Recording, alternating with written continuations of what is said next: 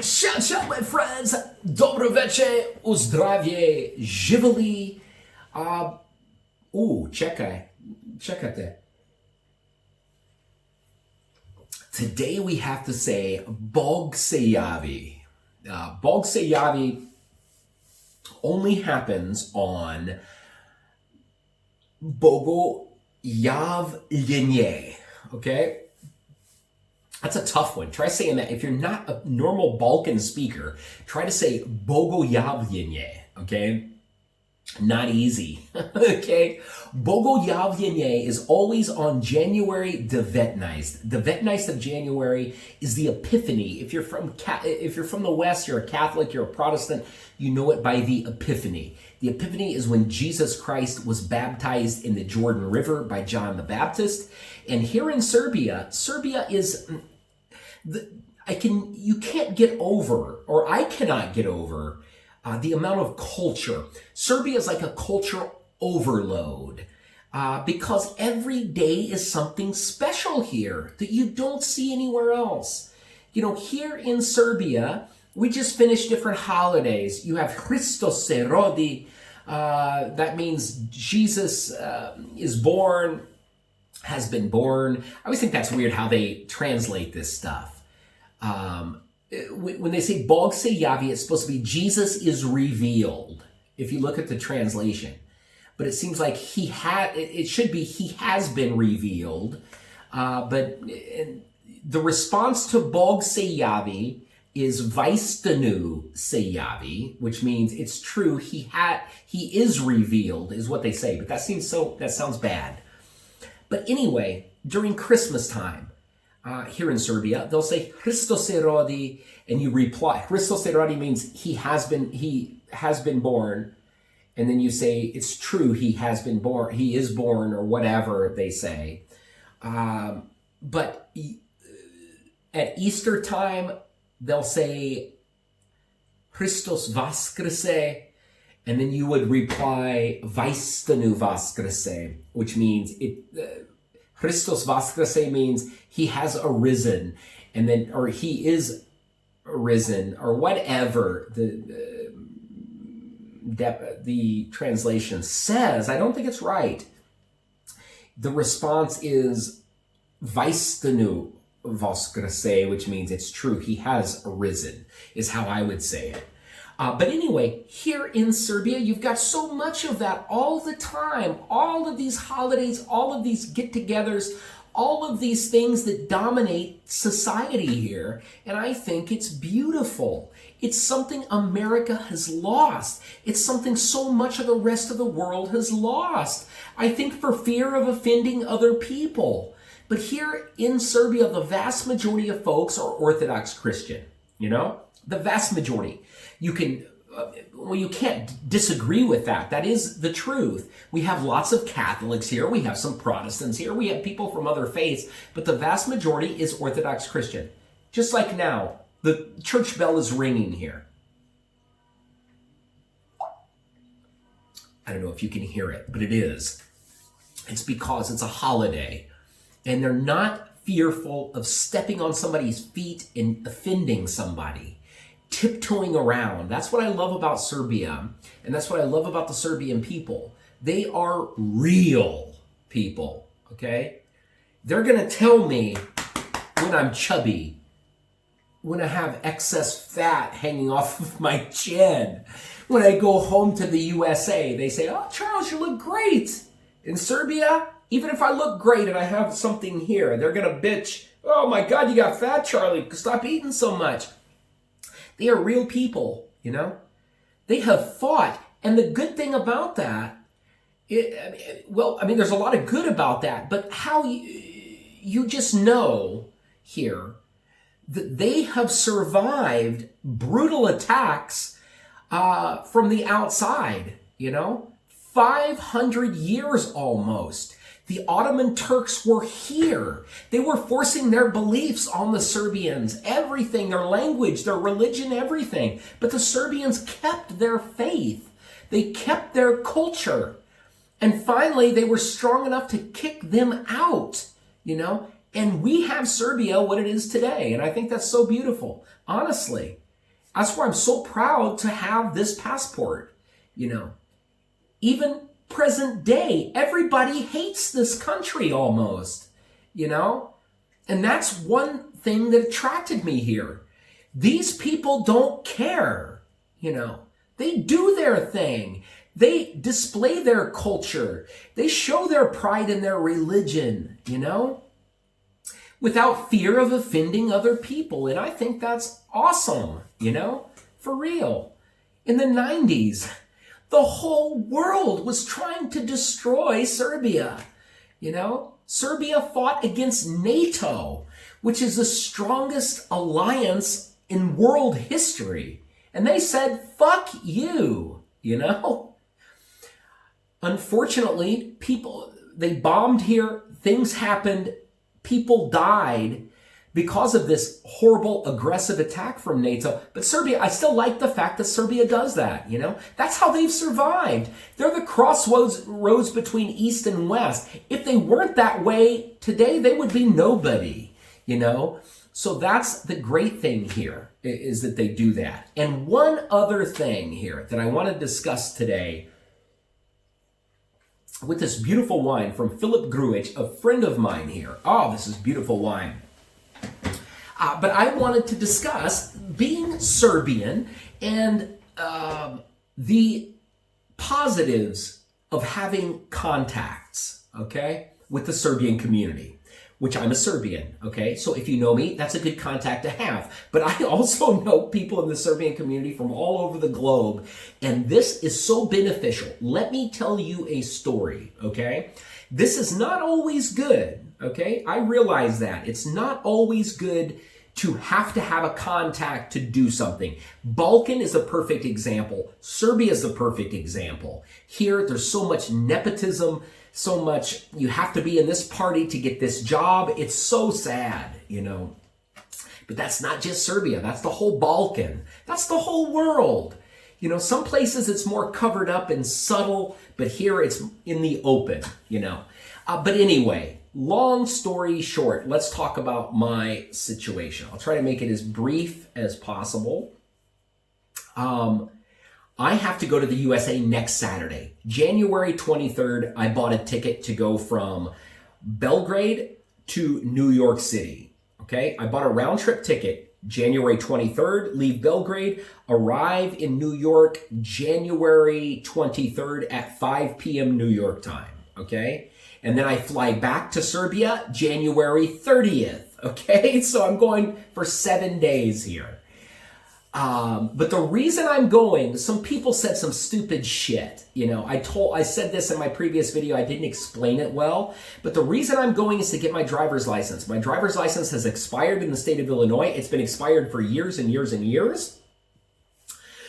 So the reason I'm going now is because the driver's facility is open in Illinois. And that's where I have to get my driver's license. Okay. Illinois, the driver's facilities have been closed.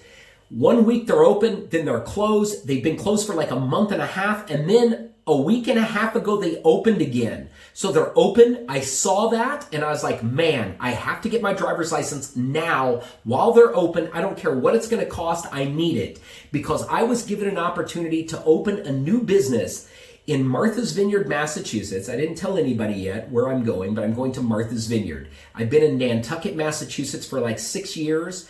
Now, this is my first summer. I'm going to be out of Nantucket onto Martha's Vineyard. It's a bigger island right next to Nantucket. It's like 30 miles from Nantucket, 7 miles from the coast.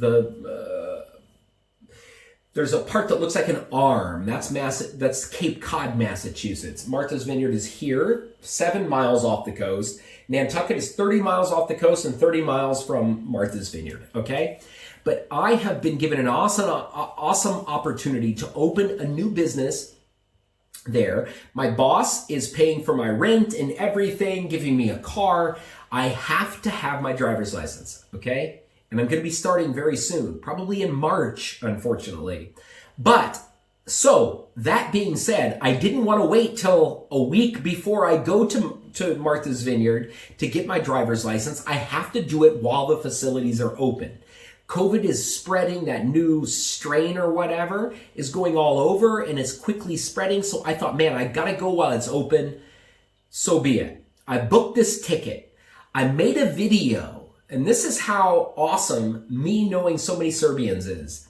I made a video, I posted on Instagram, I posted on Facebook, and I said, hey, I bought a ticket to the USA. I'll be in the USA on January 23rd in New York. Then I fly straight to Chicago. I'm going to be in Chicago until like the 28th or 29th before I fly back to New York and then back to Serbia. But I'm in Illinois for 4 days to get my driver's license.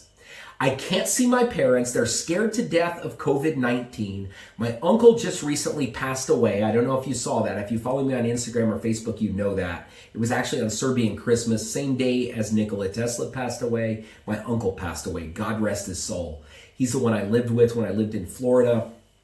So, I mean, it's so hard when you're away from family when that happens. He was my mom's younger brother. But anyway, he passed away. My parents are terrified of COVID.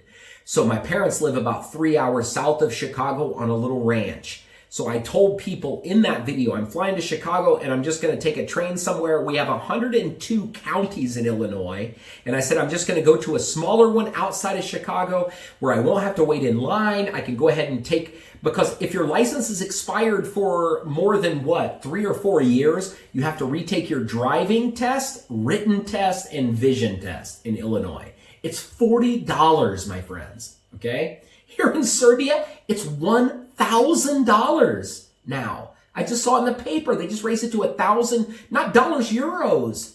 1,000 euros to get your goddamn driver's license here in Serbia. Illinois, I can do it for $40, okay? But anyway, I posted that. I said I'm going to come to Illinois, take a train to one of these counties. I don't know. I can't go to my parents. They don't want to see me. They don't want to get corona. I don't want to give them corona. So I was just going to go to some random county somewhere between Chicago and my parents' house, you know. I said, maybe some of you I'm going to hit up to use your car, because in Illinois, to go to the facility, you can't use their car. They don't have a car you can use. You have to have a car that's fully insured to take the test. After I posted that video, believe this or don't, right afterwards, a young lady named Slajana from Chicago. I'm not going to tell you the name of the community because I don't want to get him in trouble. She commented on the post. She said, Charles, my husband who lived in Novi Sad, who moved here, or who was born in Novi Sad, moved to the USA 15 years ago, is a guy who works at a DMV, blah, blah, blah, really close to the airport in Chicago. I saw that comment. I instantly replied, no way. A Serbian from Novi Sad at this DMV right by the airport I'm going to fly in.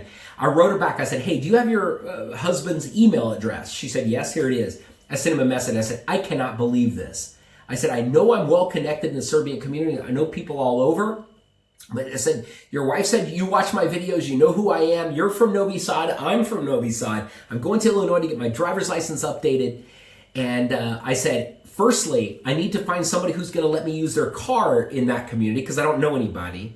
I said, secondly, I need somebody who's going to let me use their address because I have to send certain documents there to prove I'm a resident of Illinois, etc. And thirdly, I said, yeah, I only have a short period of time. I'm going to be there for 4 days. Is this something you can help me with? Instantly wrote me back. He said, we know who you are. I will help you get to the front of the line. You, Charles, don't have to wait. He said, you can use my car. You can use my address. Have your mom send all the documents there. And that's it, you know. That tells you how awesome it is to know people in the Serbian communities. Serbians are involved and wrapped up in every sort of job, place, in every community around the world. No kidding. So I randomly posted I was going to Illinois to take my driver's test. I found a Serbian from Novi Sad who works at a DMV who's going to get me in line first, let me use his car, let me use his address. This has saved me so much money. I talked to him the other day. I said, what can I do for you? I want to do something for you. You know, what do you need? Do you need something from Novi Sad brought over? Do you need something brought back when I come back? Because I'm only going to be there for 4 days in Chicago. He said, yeah. Talk to my brother. My brother has something to send. I called his brother. Guess what he wanted? his brother, I called his brother here in Novi Sad. I said, hey, yeah, my name's Charles. Slobodan gave me your number. I'm supposed to call you. You have something to send to him. He said, yeah. He said, I want to bring him rakia. How many liters of rakia can I send? Oh, Bato. I said, you know what? I think it's 3 liters legally that I can bring in without paying. And he said, okay, 3 liters. I'm going to get back to you. I'll bring him to you. I got some other stuff I want you to bring to him. I'm going to bring that over to him. And then he has some stuff to send back. So mutually beneficial here. That's what it is here in Serbia. You gotta know people, knowing people around the world. My biggest tip, to all of you watching is to make contacts. You can look at it negatively, you can look at it positively, but everything in life, we're only here for a short period of time. The only way to really move up and to be a global citizen and to be benefited no matter where you go, where you are, is to have contacts, And so I'm totally thrilled and honored that I know so many Serbians from every part of this world, my friends. Anyway, that's it for me. I'll see you. I'm going to be here in Novi Sad until Friday. Friday, I go to Belgrade. I'm going to Republika Pub in Zvezdara with my buddies from Kaluđerica. We're going to have a little party. And then Saturday, the 23rd of January, I fly to New York.